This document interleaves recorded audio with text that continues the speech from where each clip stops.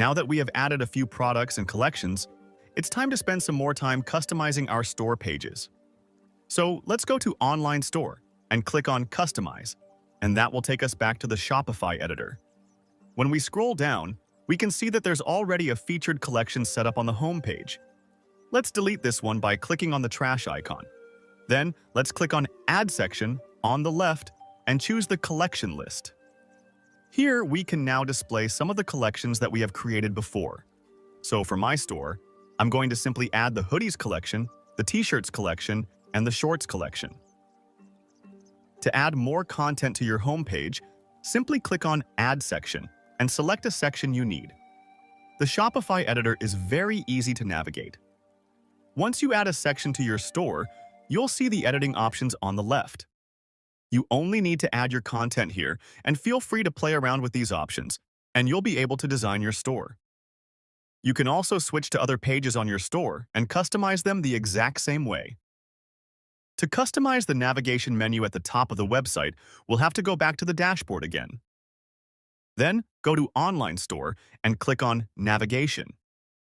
Under Menus, we're going to go to the Main menu, and then here we can add new menu items, like, for example, a specific collection. We can also create sub-menus, like for a clothing store, for example.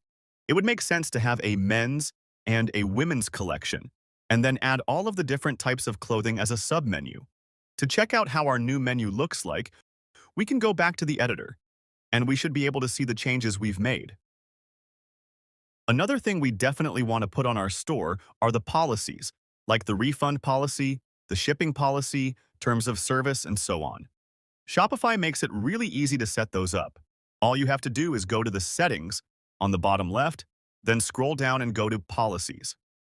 Here, we can simply create our policies from the Shopify templates by clicking on Create from Template. Now, before you save these, make sure you read through your policies and customize them to your specific store details. Also, don't forget to add your shipping policy and contact information as well. And now, we're going to add these policies to the footer menu of our store. So let's close the settings and go back to Online Store, Navigation. Now click on Footer menu, and here we can add all of our store policies. Now let's go back to the store editor and scroll all the way to the bottom, then click on the small drop-down arrow next to the footer. Let's add a new block and choose the Menu block, and now we have the footer menu at the bottom of our store.